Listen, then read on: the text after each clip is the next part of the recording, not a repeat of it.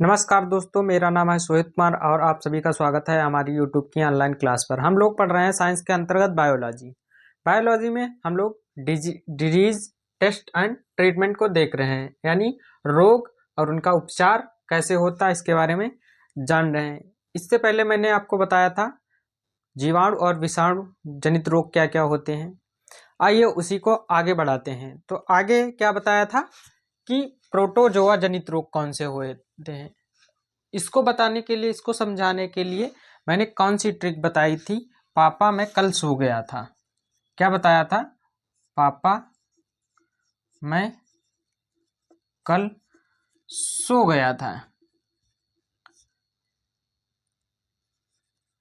ठीक है। पहले पा से हो जाता है पायरिया।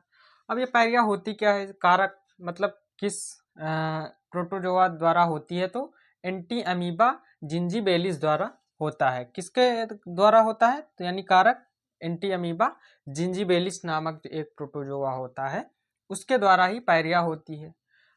अब इसका प्रभाव कहाँ पर पड़ता है हमारे शरीर पर? इसका प्रभाव हमारे मसूड़ों पे देखने को मिलता है।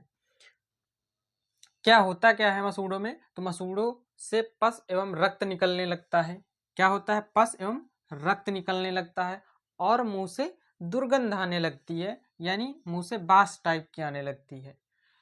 अब इसका उपचार क्या है? इसका उपचार है कि आप खट्टे फल का सेवन अत्यधिक करें। फिर था दूसरे पास से पेचिस। अब इसका कारक क्या होता है? तो एंटी अमीबा हिस्टोलिटिका नाम का एक प्रोटोजोआ होता है, उसके द्वारा पेचिस होती है। अब इसका प्रभाव कहाँ पर पड़ता है शरीर के कौन से अंग पे? तो आंत पर इसका प्रभाव पड़ता है। अब लक्षण इसमें होता क्या है? पेचिस में पेट में ऐंठन होने लगती है और मल के साथ रक्त आने लगता है। पेट में बहुत जोर से ऐंठन होगी, दर्द होगा और मल के साथ रक्त आने लगता है। इसके उपचार में एंटीबायोटिक्स दिया जाता है। जो एंटीबायोटिक इंजेक्शन या टैबलेट होते हैं उनको दिया जाता है। फिर आते हैं तीसरे नंबर पर का से आता है कालाजार। कालाजार को और कौन से नाम से जानते हैं? तो हम डमडम नाम से भी जानते हैं। और किस नाम से जानते हैं? या काला बुखार के नाम से भी हम जानते हैं। किसको? कालाजार को। अब इसका कारक क्या होता है, यानी कौन से प्रोटोजोआ द्वारा यह होता है? तो लिस्मैनिया डोनोवनी द्वारा इसका होता है शरीर में। अब इसका वाहक कौन सा होता है, यानी ले जाने वाला, एक से दूसरे में ट्रांसफर कैसे होता है? तो बालू मक्खी होती है, बालू या सिफ्टा मक्खी द्वारा इसका एक व्यक्ति से दूसरे व्यक्ति में ट्रांसफर होता है। यानी एक व्यक्ति को है तो कौन उसको ट्रांसफर करेगा? बालू या सिफ्टा मक्खी नाम होती है, वह ट्रांसफर करती है एक से दूसरे में। अब इसका प्रभाव कहाँ पर पड़ता है हमारे शरीर पर? तो यह हमारे संपूर्ण शरीर पर प्रभाव डालता है, यानी जो कालाजार है हमारे संपूर्ण शरीर पर प्रभाव डालता है। अब लक्षण क्या होते हैं? बुखार एवं बदन दर्द। क्या होता है? बुखार आ जाता है और बदन दर्द होने लगता है। फिर आता है उपचार। उपचार क्या होता है? उपचार में हमें पैरासीटामोल टैबलेट दिया जाता है कालाजार के। फिर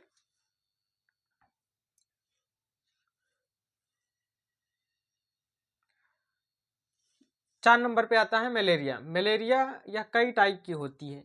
कितने टाइप की होती है? यहाँ मैंने आपको 4 टाइप की मलेरिया मेंशन कर रखी है। कौन सी होगी? पहली प्लाज्मोडियम वाइवेक्स,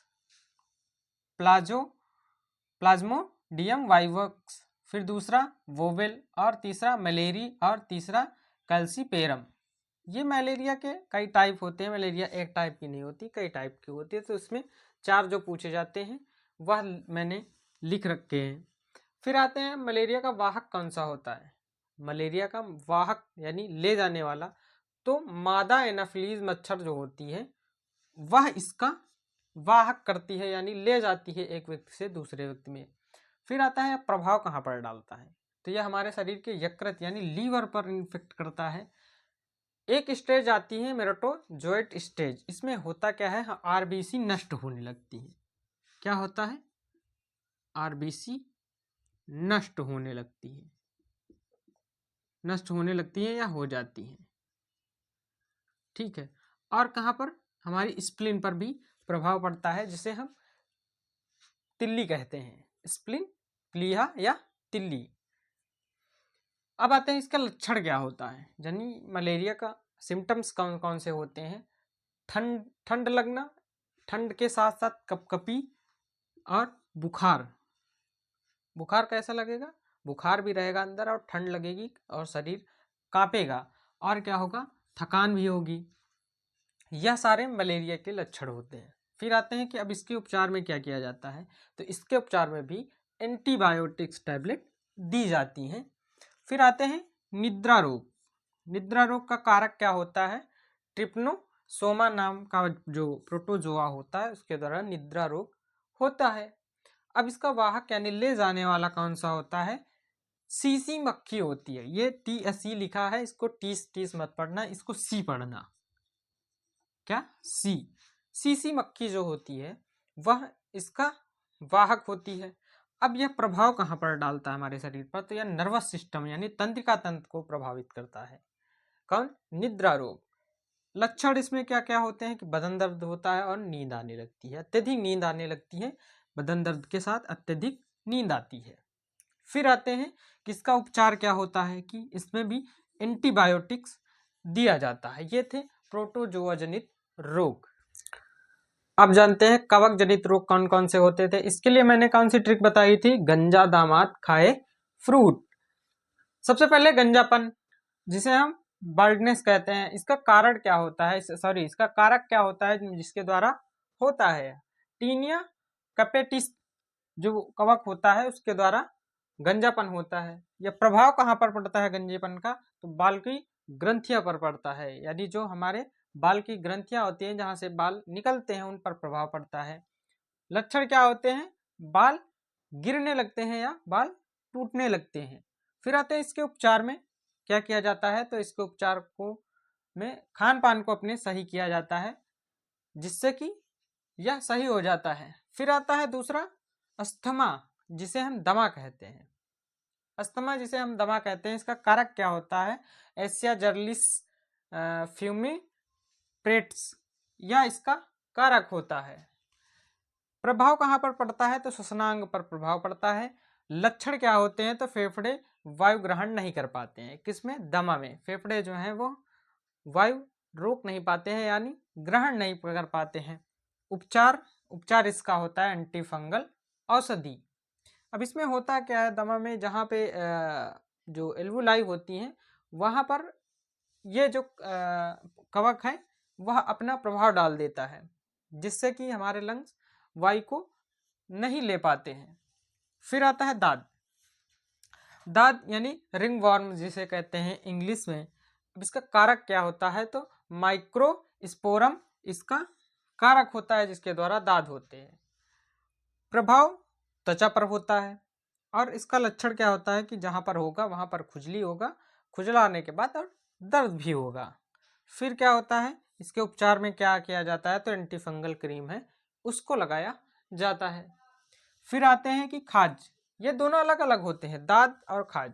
दाद में रिंग वर्म जैसे ऐसे बन जाता है, वो लाल लाल चकत्ते पड़ जाते हैं। लेकिन जो खाज होते हैं जिसे इंग्लिश में सीबीजिस कहते हैं, इसका कारक क्या होता है, इसके बीज कवक। प्रभाव क्या होता है, इसका भी प्रभाव त्वचा पर होता है, लेकिन त्वचा में होता है तो दाने पड़ाते हैं, दाने जिनसे पानी निकलता है हल्का सफेद रंग का। और इसका लक्षण क्या होता है, त्वचा सफेद हो जाती है, जहां पर दाने निकलेंगे वहां से हल्का हल्का सफेद हो जाता है। और उपचार में भी फोटोथेरेपी दिया जाता है खाज के। फिर आते हैं एथलेटिक फूट, इसमें क्या किया जाता है, इसका कारक क्या होता है, तो टीनिया पेडिस इसका कारक होता है। प्रभाव भी इसका त्वचा पर ही होता है। लक्षण यानी कहाँ पर होता है, तो उंगलियों के बीच में सड़न पैदा हो जाती है, जो हाथ पैर की उंगलियां होती हैं उनके बीच सड़न पैदा हो जाती है। उपचार क्या होता है, तो इसमें भी एंटीफंगल क्रीम का उपयोग किया जाता है। ये थे कवक जनित रोग। कुछ प्रमुख रोग होते हैं, उनके लिए कौन सी जांच करवानी पड़ती है, आइए एक एक करके जानते हैं। सबसे पहले कार्निक वैक, ये किस में होता है, तो यह डेंगू में होता है। सिक टेस्ट डिप्थीरिया में होता है। डिक टेस्ट लाल बुखार में होता है। स्कायरा टेस्ट कलर विजन में होता है। फिर हिस्टमेन टेस्ट कुष्ठ रोग में होता है। HB1AC टेस्ट मधुमेह में होता है। फिर ट्रेडमिल टेस्ट हार्ट फंक्शन में होता है। गोल्ड क्वांटिफेरान यह भी क्षय रोग में होता है। फिर वाइडल टेस्ट टाइफाइड में होता है या थायराइड में होता है। हैंगिंग ड्रॉप टेस्ट यह कॉलरा में किया जाता है। बोराइक टेस्ट स्कैबीज में किया जाता है। एथिलीसा टेस्ट एड्स में किया जाता है। RT-PCR जैसा कि मैंने बताया कोविड में। मेंटोक्स या क्षय रोग में किया जाता है। फिर आते संबंधित टीका, कौन से रोग में कौन सा टीका लगाया जाता है, कुछ प्रमुख दिए गए हैं। सबसे पहले चेचक में एडवर्ड जेनर नाम का टीका लगाया जाता है। Cholera, Louis Pasteur, tetanus, Rudolf Behring, इन दोनों में रुडोल्फ बेहरिंग। फिर रुबेला में रुबेला का टीका लगता है। क्षय रोग कालमेट एवं ग्लोरिन का टीका लगता है। खसरा में थॉमस पीवल का टीका लगता है। Rabies Louis Pasteur. Polio doctor Salk के नाम पे साल टीका। Typhoid Wright. निमोनिया का स्मिथ। काली खांसी वार्टरेट। Anthrax Louis Pasteur. Influenza Salk. Mumps Hilleman. फिर चिकन पॉक्स ताकाहासी। फिर मेनिंजाइटिस स्मिथ। ये थे संबंधित टीके और ये थे संबंधित जांच होती है, कौन से रोग में कौन सी जांच होती है।